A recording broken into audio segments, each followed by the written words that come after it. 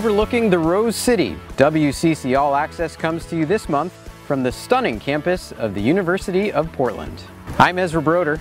And I'm Sammy O'Brien, and coming up, one WCC team is ranked #1 in the country. Plus, a legend has his day. We look back at Steve Nash's induction into the Basketball Hall of Fame. And these siblings from Texas are making their mark in Stockton, how Pacific men's soccer went from non-existent to the NCAA Tournament. But first, Portland has a long tradition of success on the pitch. National champions, Olympians, Hall of Famers, but behind every good player is an even better group of fans. In this case, I'm talking about the Villa Drum Squad. The march there, because that's the most excited that everyone really gets. So when we light off those smoke bombs, it's to let the other teams know, it's to let them know that we're here and we're gonna take them down. The Villa Drum Squad is a 30-year-old drum squad. It was started by a bunch of guys from the Villa Maria dormitory. Group of villains, they wanted to get rowdy and excited and support our soccer teams. Clive's Army as a whole is just kind of like the whole student body, and I don't want to say that we're considered like a little special unit of it, but we are. We put on our scarves, our drums, we bring our noise, our smoke bombs. We're the ones that kilt up before the games. That's kind of what sets us apart instead of just the purple, which is, you know, in itself awesome. I think as soon as I saw the drum squad and like what they were about and what they were doing, then I started to research more into Villa Maria as a dorm, and then I applied there because I wanted to live in such a great community. Villa Maria Hall is an all-males dorm, so everyone who shows up to the games in kilts are usually men. I am the only exception as of now. One of the RAs in Villa came over for a visit. He said anyone's allowed to join, and if I wanted to, I could kilt up with them and show up. I had never played drums before being a part of the Villa Drum Squad, and so they actually started me off with a cowbell. I think I started out with holding like a tom drum, and then once I kind of proved that I was like able to hold any sort of rhythm, they were like, oh wow. After a while, they figured out I can keep a beat, so they gave me a drum. And from then, I was just one of the louder guys, so it was kind of it seemed like a good pick, I guess, for captain. To be named the first female drum squad captain, I was really proud. It was really nice to see that just because I come from somewhere else and I'm not a boy, that didn't stop them from thinking that I was fit for the job. You get a rush from all of the attention and all the excitement that leads up to kickoffs. No other team in the country gets this type of welcome. Having something that powerful happen just from school pride, I think, is awesome. One of the Pilots' biggest challengers to the WCC crown is Pacific, but a few years ago that wasn't even a possibility. The Tigers revived their soccer program in 2014 and went from worst to first in just a few years. Tigers on 3! 1, 2, 3! Tigers! University of the Pacific men's soccer is on the rise. 2 straight NCAA Tournament second round appearances with a Tiger program that is just 5 years old. But that rise did not come without struggle. I went to school my freshman year and everyone asked me about the game and I said, oh, it was okay. But I didn't really want to talk about it, you know. You're 1-15-1. At the end of the season, I thought to myself, I said, ooh, is this really what I wanted to do? I was thinking we'd made tremendous progress. The previous year, the record was actually slightly better, but we were not 90-minute competitive. In the second year, we were competing for 90 minutes. We lost 9 games by 1 goal, and so it puts you in a situation where you know you're getting close. In year 3, the Tigers rose to a 13-4-2 record, an 11.5 game improvement from the previous season, tied for the best turnaround in NCAA history. So, what happened? We finally had guys with a lot of experience playing in their first 2 years that were finally juniors, were physically capable of matching up against the guys across from them, and then had an experience factor that was maybe greater than the guys that they were playing against. You know, I think we just took it upon ourselves and made it a culture within the team to always do the right things, a culture of accountability. I think within the team, we have a leadership council that kind of leads the way and paves the way for the whole team. I thought the program was getting better, and seeing them go 1-15-1, it wasn't a good sign. And I was kind of worried for him, but then obviously turning around the next season and winning, what was it, 13 games, that's crazy. And it was like, what are they doing there? I kind of want to see what they're doing there. So that's what kind of put Pacific on the map for me. Shot. Goal for the Tigers. Cam Riley. With back-to-back 13-win seasons and second-round NCAA appearances, Stockton was put on the map as a soccer destination, even for these brothers from Texas. I feel like with the past 2 years of them making the tournament has made it easier with recruiting better and better talent. The seniors and coaching staff have said that this is the best team that they've had so far. It's time for us to show it out in the field. I think the opportunity is attractive to people, and so their opportunity to come here, be part of what we're building and be part of the building foundation, and then I think now to be able to see the successes, and it's a little bit easier having people aware of what we're doing. I think we're also every team's best game. They're always going to be ready to play us, so I think that was big for us to take a step to become a national tournament team every single year. Time to take a break. When we come back, Ezra takes us down the coast with a look at news and notes from campuses around the conference. And a WCC volleyball team is ranked #1 in the country for the first time ever. We check in with the BYU Cougars up next. WCC All-Access is brought to you by Nike. From the shores of the Pacific to the mountains of Utah, in the classroom, in the community, and on the fields of play, we give back. We lead by example. We represent.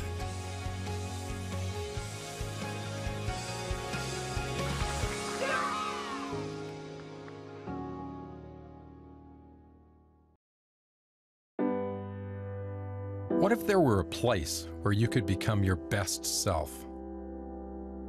To become not just what you want to be, but who you want to be. At University of Portland, we inspire innovators, entrepreneurs, leaders, difference makers, people with the smarts to succeed and the heart to know what success really means. University of Portland. Rise.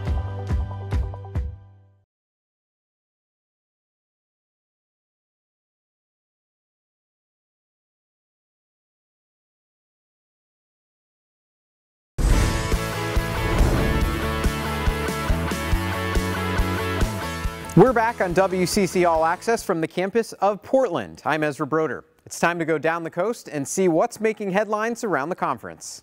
Let's start on the hardwood. The WNBA season is over, and Gonzaga alum Courtney Van Der Sloot had the best season of her career.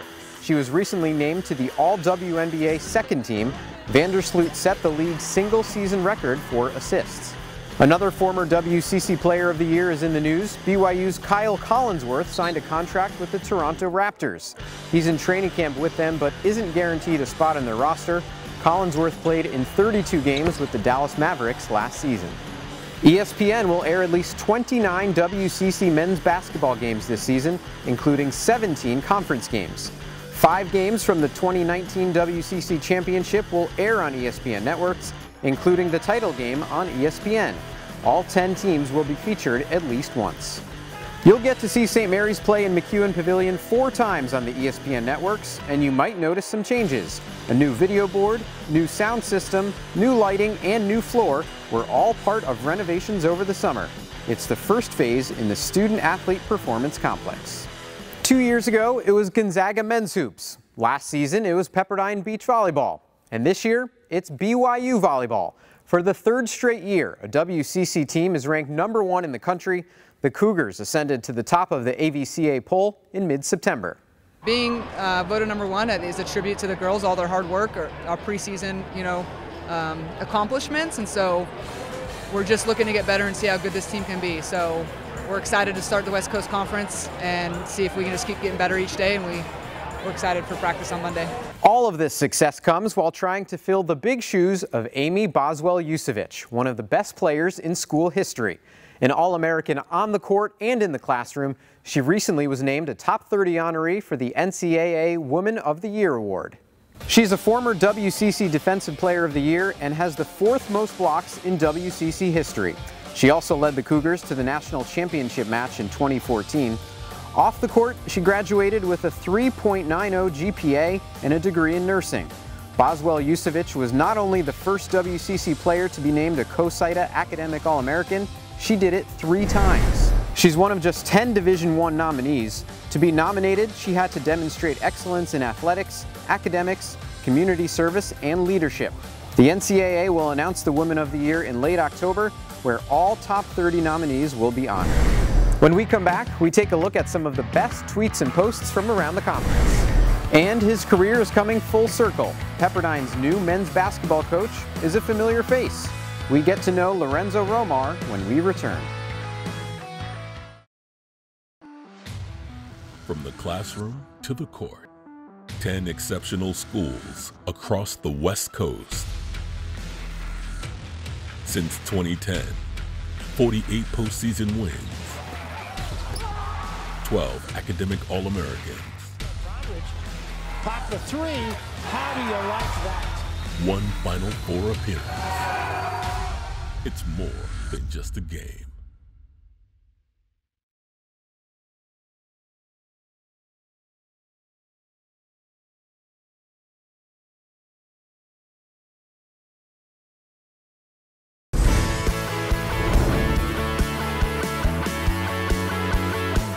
Let's take a look at some of the best moments on social media from across the conference. What do basketball players do during football season? Watch football, of course. Check out former Gale Matthew Dellavedova taking in a game at historic Lambeau Field, cheering on the Green Bay Packers. A must-read story on the Players Tribune from Miguel Aguilar. The former San Francisco Don tells his story about being an undocumented immigrant and the struggles he's faced along the way to the MLS. Staying on that pitch, it was quite a day for this pair of LMU freshmen. The Lions got to hang out with the owner of RCD Mallorca at a charity event in LA. Of course, you might recognize the owner as WCC Hoops legend Steve Nash. We're back on WCC All-Access. I'm Sammy O'Brien. Well, all eyes were on Springfield, Massachusetts in early September. The Basketball Hall of Fame inducted 13 members, including Santa Clara alum Steve Nash. Let's take a look back at the historic day for the 2-time NBA MVP. This Canadian native attended Santa Clara University in California, where he helped lead his team to 3 NCAA Tournament appearances and was twice named the West Coast Conference Player of the Year. In the NBA, he played for nearly 2 decades with Phoenix, Dallas, and the Lakers. And during his remarkable career, he was an 8-time All-Star, a 3-time All-NBA First-Team selection, and led the NBA in assists 5 times. In 2006, he was one of only 9 players in NBA history to win back-to-back NBA MVP awards. His lucky number's 13. It was retired by Phoenix, and he resides in their team's Ring of Honor. Elected as a player to the class of 2018, this is Steve Nash. This is incredible, obviously, to be here with this group. This is a dream team for me, so to be a part of it is an incredible honor. I was, an underdog, so I scrapped and clawed my way into college and did the same again in the NBA, and I just never stopped, and I kept working my way up, and eventually had the type of career that allows me to be here. But when I came into the league, I don't think there was anybody, myself included, that would have thought this was the effect of my playing skills and ability. As you look around the walls here and see the history of our game, people that you heard stories of or you tried to emulate or looked up to, that form the fabric of our sport that lives on, and that we see the next generation that comes after us pass on to the one after them. It's incredible to be standing in this position, and it's beyond my wildest dreams to be here. So it's an opportunity to reflect on how this happened, an opportunity to thank all those people who took part in our success, and I just want to thank the Hall, all my classmates, and everybody that had a big impact on my life and my career, for everything that allowed me to experience this today. Steve Nash finished up his college career in 1996, the same year Lorenzo Romar got his first head coaching job. He took over the Pepperdine program and luckily for him, never had to face Nash. 22 years later, Romar is back in charge of the Waves and ready to once again compete for a WCC title. Welcome back to Pepperdine and of course the West Coast Conference. What drove you back to Malibu other than the obvious? Yeah, this is nice. That helped. I was here before. In a nutshell, familiarity. Just felt really comfortable. It's on the West Coast. It's where I was raised, on the West Coast. I've worked here before, and that was all that made it attractive. But what really got me over the hump was the level of commitment that Pepperdine basketball is making to upgrading facilities and the program and things of that nature. So those are the main reasons. But we kind of rebounded a little bit. I think we're playing better basketball. Pepperdine men's head coach back from 96 to 99. What did you learn that first time in Malibu? That was my first head job, and this will be my 22nd year as head coach. So then that first year was my first year. So not just here at Pepperdine, but over the last 21 years is be you. You can't try to emulate another coach's style. You have to coach your personality. The things that you like, the things that you're comfortable with, those are the things that you have to do for sure. And when you take over a program, maybe that hasn't been as successful, you have to be patient. You have to understand that it takes a while to establish the foundation that you want, the culture that you want. Your ability to recruit, very well documented. While you were there in Washington, 10 would-be first-round NBA picks. Now you're on a team with a program that hasn't had a top 250 recruit since 2011. How can you change that? Well, Pepperdine really sells itself. This is a beautiful place, high academic standards here, top 50 university, and I think parents like that. But I think that we have to make sure that people understand the tradition that Pepperdine has. People have forgotten how good Pepperdine was at one time, and Pepperdine was good for many years. Southern California, you talk about a recruiting base.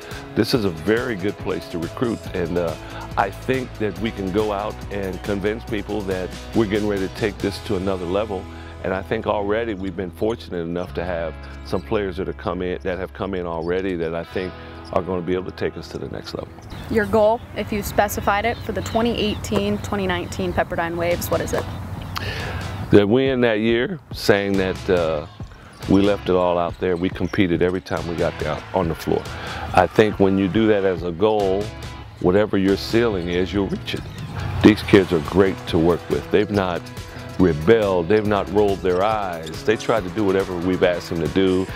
Community service and around campus, they just handle themselves so well. So we're very fortunate to inherit a group of kids like this. One more block to go. Coming up, the Toreros make the most of their trip to Costa Rica by giving back to the community. And the Cleveland Indians are back in the postseason with the help of a former Zag. We catch up with Tyler Olson when we come back. From the shores of the Pacific to the mountains of Utah, in the classroom, in the community, and on the fields of play, we give back. We lead by example. We represent.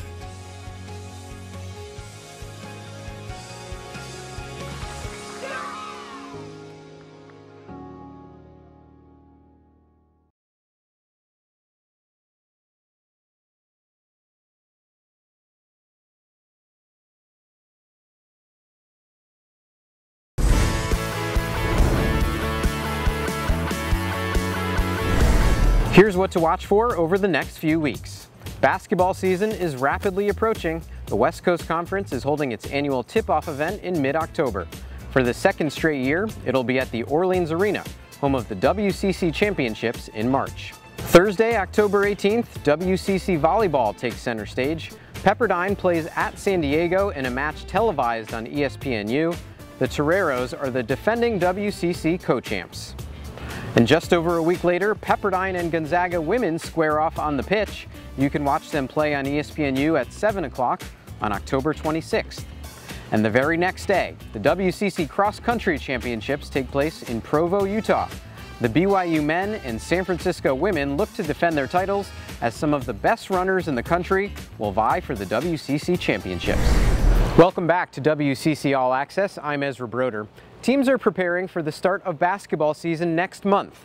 But over the summer, many squads traveled abroad to get ready. The San Diego men went to Costa Rica and took advantage of their time by helping out in the community. Take a look as the Toreros show us what hashtag WCC Represent is all about.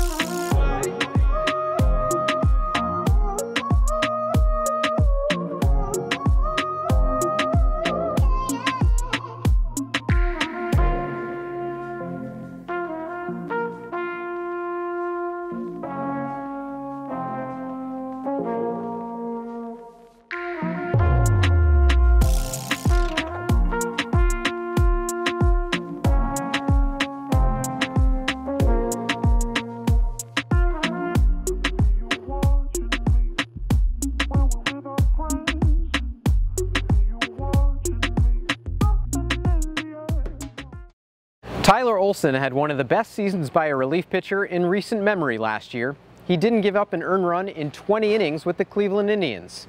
This season, the former Zag is hoping to lead the Tribe to a World Series title. Let's go next level with the 2013 WCC Pitcher of the Year, Tyler Olson. Over the years, the WCC has really grown, as a good conference to go to, and for me, going to a smaller school in Washington in high school, and then going to a Division I like that, it really showed me what I needed to do for myself to kind of set myself up for the next level and prepare myself for what I'm doing now. I think just being able to represent that program is something really special. I had the chance to go back and speak at an event at Gonzaga, and it was really special to see where that program has come over the years and how they care about each and every person that comes through there. And it's really special to be able to go to something like that and be in the position I'm in. Every year we had to shovel snow off the field, whether it's rain, sleet, or snow. We try to get something in just to get out there and get ready for our first series. It's pretty unique, starting the season and not even playing at home for the first month because you really can't. But I think that kind of creates some adversity for our guys to overcome, and that's why we kind of had a home field advantage as well, because it was still cold. And I remember playing Hawaii, and they came in and they're wearing sweatshirts under their jerseys. So I mean, being able to battle through that, and Mac always talked about, if you can battle through this, you can battle through anything. So it was unique. I think what he's doing right now is really special, especially with what he had to kind of overcome the last few years with his injury, and that's something to be said about his work ethic and just his ability to know himself and what he needs to do to compete and just play the game. We're always rooting for each other, always checking in, seeing how each other's doing, and just I wish nothing but the best for him, and I'm sure he's the same with me. So it's pretty cool to see each other grow and develop. Just focusing on each day as its own day, and not looking too far ahead or looking at what you did yesterday or a week ago or 2 weeks. It's just, what can I do for this day to help my team and to get myself ready to go out there and pitch and compete and just go have fun and play the game. That'll do it from Portland. Thank you for watching WCC All Access. We leave you with some of the best plays from the last month of action around the West Coast Conference. See you next time. And don't forget, keep Portland weird. Gouts are there. Look at Mary Lake lay out, and we play on. Choi. There's the BYU block. Jimenez trying to find a little room and finds the back of the net as well. 1-0 Tigers. What an effort by Jimenez. And difficult for her to get in those. Pilots, it's Jasmine Garibay, and Portland wins it 1-0. Slid ahead. Smith blocked by Louder. Louder, phenomenal. Melissa Louder again.